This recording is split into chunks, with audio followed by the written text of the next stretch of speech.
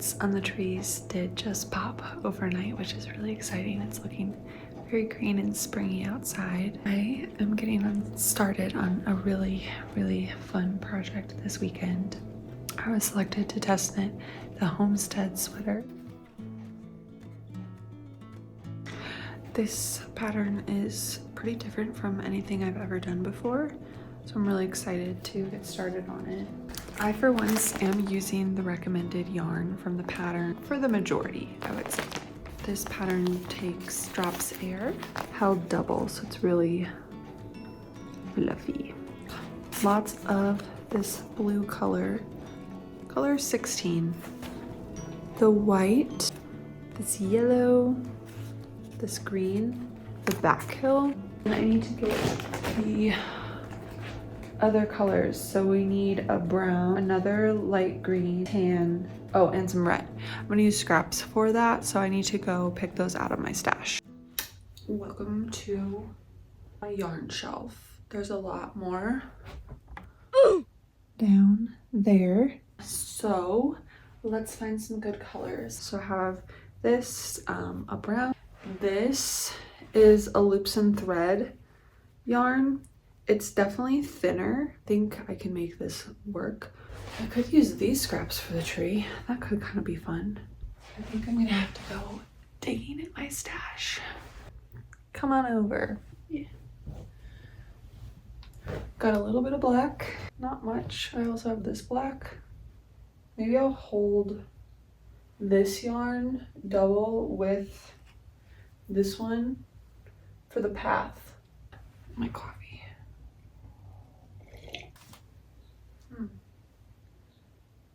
That could be something. Probably pretty dusty. Found my red.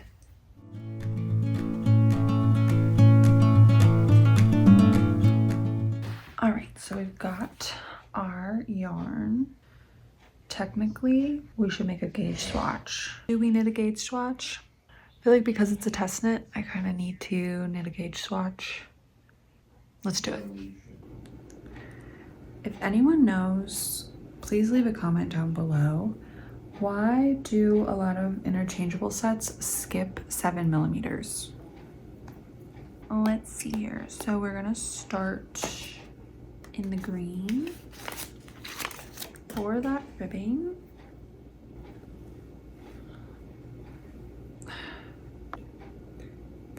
All right, here we go.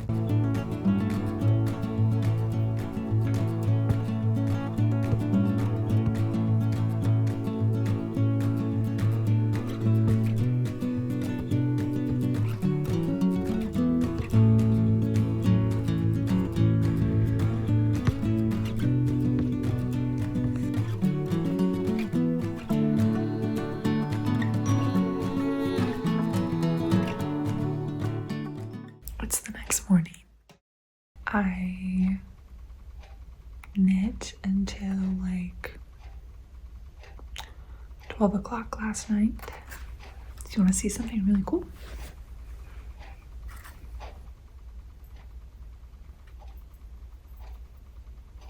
I'm actually so impressed with how good this is turning out, especially because I've not done a lot of intarsia.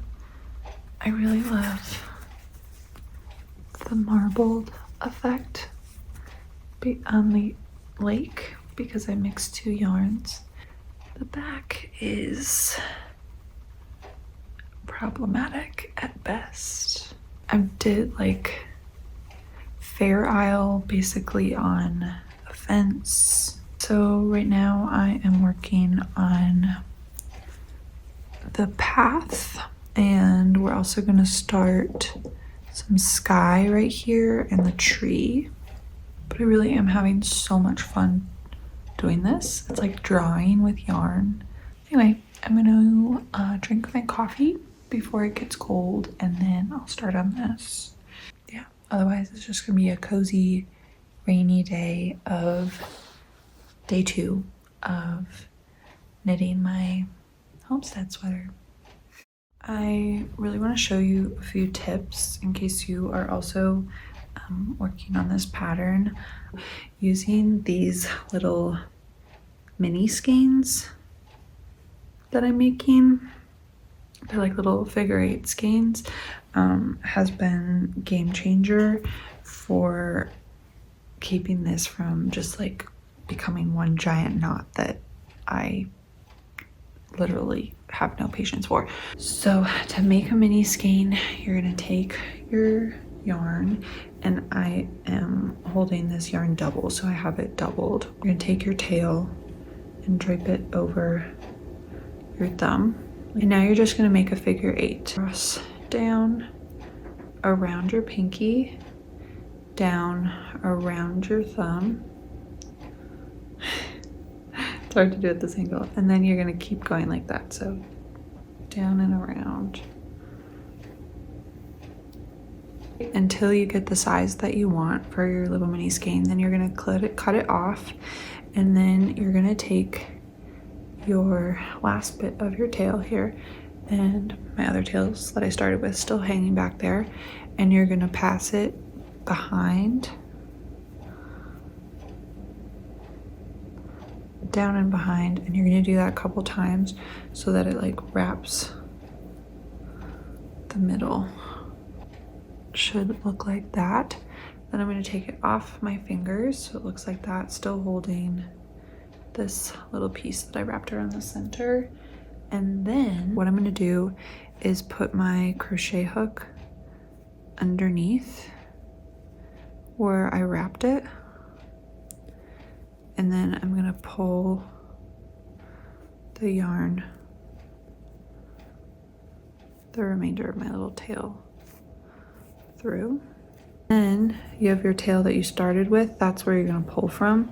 So now I can easily just pull, but when it hangs, it's not going to unravel like a little mini ball of yarn would. I'm using my iPad to kind of just in the Files app. You don't need a fancy app to do this. There are some like specific for color work, but they all like cost money to my knowledge. So basically what I'm doing is I'm just using the markup feature on the chart, and I have this black line that I drew, and I use that to kind of keep track of where I'm in the pattern. And then once I finish that row, then I just use the little select tool, and you can then move the line up and down. So that's been really, really helpful. And I have to do the neck shaping, which honestly, the neck shaping intimidates me more than the color work. Fun fact, I've never knit a sweater in a paneled sweater before. I've only made top-down raglans. I'm having a lot of fun. Anyway, I'm very excited by my progress, in case you couldn't tell.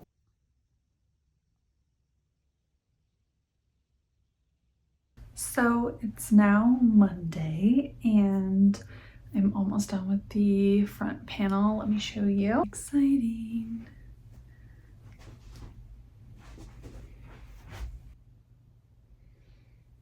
I love it so much. So I just did the neck shaping. I just need to do the same for the left side. We did have a bit of a mishap here. As you may notice, my sky is two-tone, which if you're familiar with the pattern, it's only supposed to be one tone of blue. I don't know exactly what my brain was doing, but on Saturday when I started knitting the sky, I went and grabbed this light blue color for some reason. I don't know. So I considered ordering more of this light blue and just continuing with the light blue instead of the dark blue. But I have all this drops darker blue now that I was like, no, I can fix this somehow. So what I ended up doing was drawing this curvy line across the chart and just kind of like coloring over it. And I am glad that I did like a curved line instead of just like straight line. And I think it really actually worked in my favor. Here's what the back's looking like. Not that bad, honestly. So just need to finish this neck shaping and then we'll be good. So we finished the front panel. Ta-da! So the pattern calls to do the entire back panel in your main sky color, your blue. But I had a good amount of my greens left over and I really want to use them up. So I did work up my bottom ribbing and now I'm at a crossroads. I've been looking through all of my green yarns. I had two 50-gram balls of this olive green color to start. I weighed out how much I had left over. I used 58 grams for the front panel. So I had 42 grams left over. Math is not my strong suit. So basically what that means is I don't have enough to mirror the front panel. So I've been trying to figure out what to do. I did look at my chart. I flipped it around because it's going to be the other way around to get this, but on the back. Step 2, draw over the pattern to make the modifications that I want. So I don't want the animals, I don't want the house, so I needed to like connect my skyline where this house is, and then the other big piece of it is what to do with the green. I was gonna do this and like have it drop down to end this front hill in 2 sections on both sides and then fill in this middle section with a different hill color. The dilemma is trying to figure out what that hill color should be. So I pulled like every fuzzy green yarn possible from my stash. I have this, I have this, I have this mohair that I was trying like held double, held quadruple, this dark green. I have this that I used for my tree. This is also a little bit of risky business because I only have this left in this, and I got this from like a little yarn store, so it's not like I could order more online. And then this mohair too. So I have a lot of greens, but none of them are quite right, like Goldilocks of the green yarn. I swatched this up, which is the yarn, this leftover yarn that I had for the tree from a different project, held with double, this mohair held double. I just can't tell if it's gonna look weird or not. I don't know, I think it could look kind of cute. Do I risk it? I do kind of think it'll pay off, and I think it might be kind of fun. I really can't decide. Wish me luck, y'all. Here goes nothing.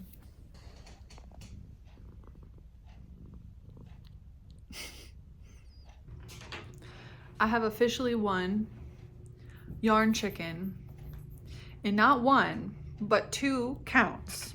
Look how much I had left. Can we just take a moment to appreciate? And we have now this middle hill. That's this marbled, grassy texture. I think it's gonna look really pretty on the back. I'm very excited about it. I'm happy, and I'm feeling really good about this back piece.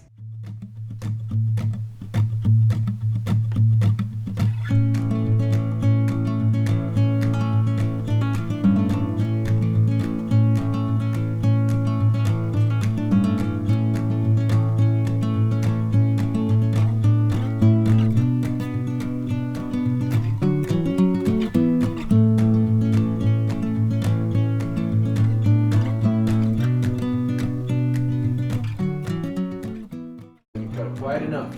Didn't cut it quite enough.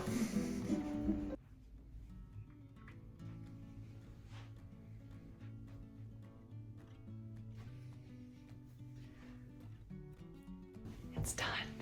I haven't blocked it yet. I just finished weaving in all of my ends. Let me show you what it looks like before blocking.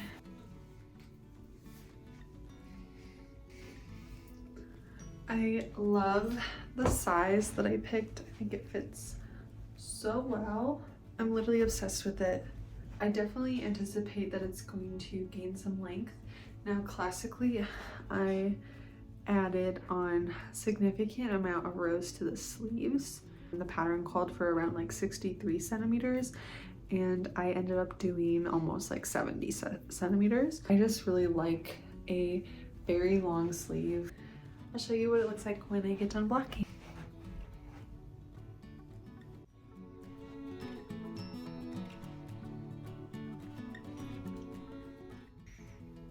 She's blocked.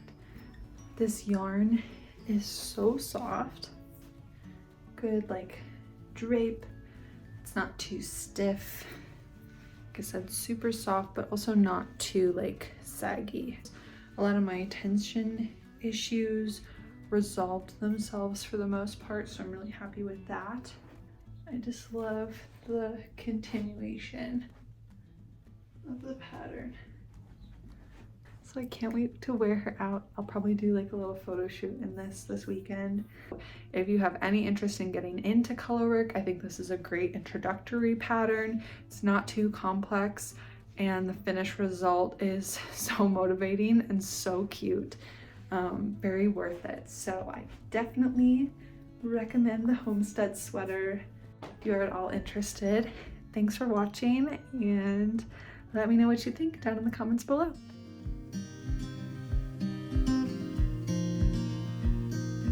Windows down, scattered clouds, smell of spring outside, open road, you sitting close, let's go somewhere far away.